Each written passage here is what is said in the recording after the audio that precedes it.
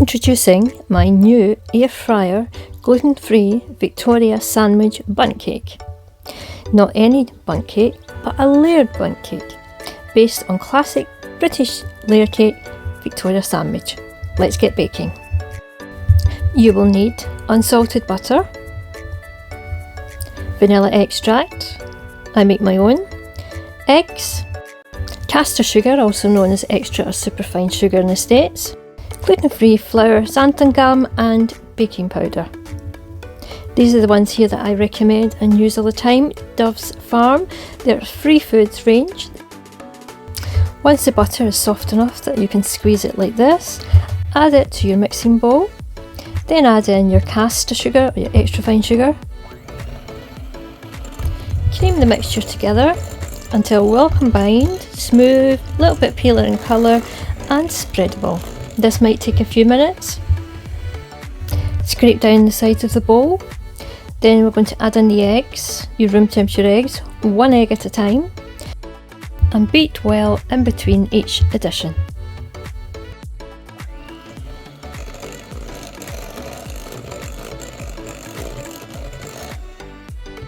Now sieve over your gluten-free flour, your baking powder and your xanthan gum.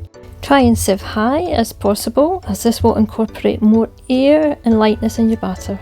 Add in the vanilla extract. You can see the link below for how I make my own extract.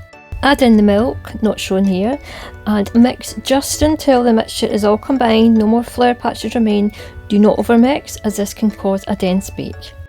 Here's the bundt tin for my small basket air fryer. It's about 6.5 inches wide. I'm using here homemade lining paste to grease the bundt tin. You can use flour and butter or cake release spray. Start working it on the bottom, then brush in upward strokes. This is very important. Apply 2 generous layers and you should be done.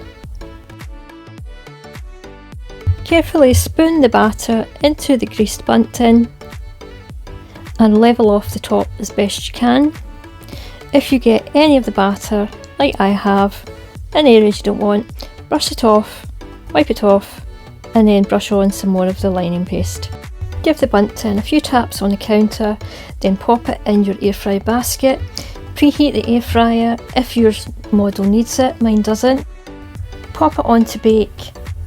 Total time about 25 to 30 minutes, but for small air fryer, basket air fryers, I recommend baking for 20 minutes. At this point it will look done, but the centre will not be ready yet. So what we have to do is cover it. Ensure you keep the foil down, as it can be a fire hazard in an air fryer.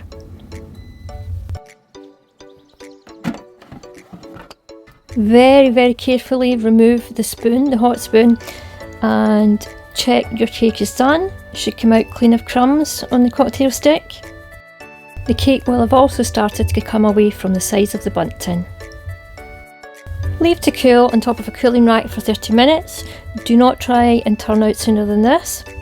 When the 30 minutes is up, place a cooling rack or plate on top of the bundt cake, hold everything together, turn it over, and then just lift off the tin. It should come off easily when you've used lining paste. As you can see here, all the cake has come out, no cake has stuck to the tin, only residue from the lining paste, and sometimes there is white residue on the cake. All you need to do is brush a little milk on there. Leave to cool completely before slicing, or wrap and slice the following day.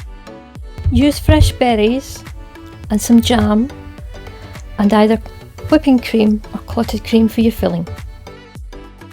Add the whipping cream to a bowl. Use an electric mixer on high speed and mix until thick and creamy and it holds its own shape. The cream can be whipped ahead of time, just covered and popped in the fridge till ready. To slice the cake in half, we're going to need a really big long sharp knife and some cocktail sticks. Here I've marked the halfway point, halfway up where the cake is, onto the stick, and I'm just using that as a guide and inserting 4 of the cocktail sticks into the cake at positions 3, 6 and 9 and 12, as if it was a clock.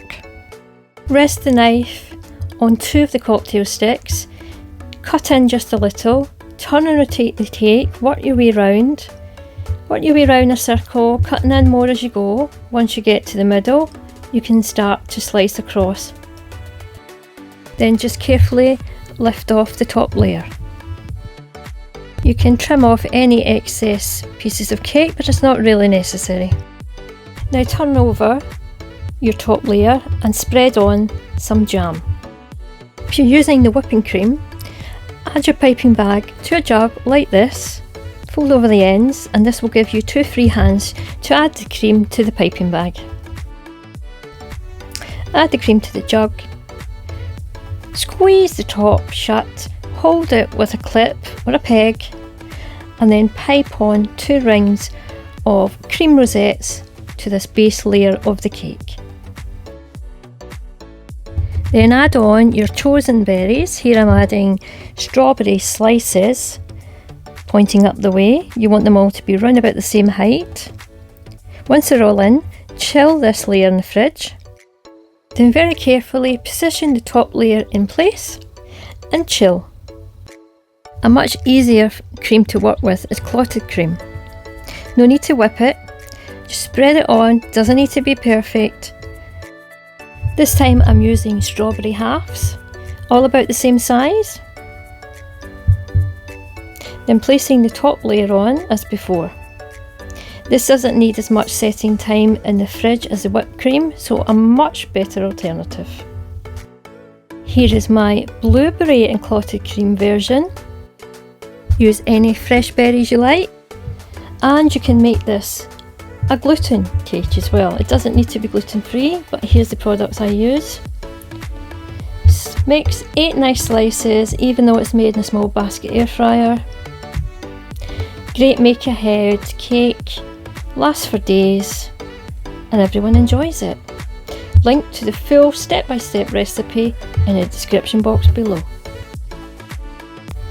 Please like, comment, share and subscribe, and until next time, happy baking bakers. Bye for now.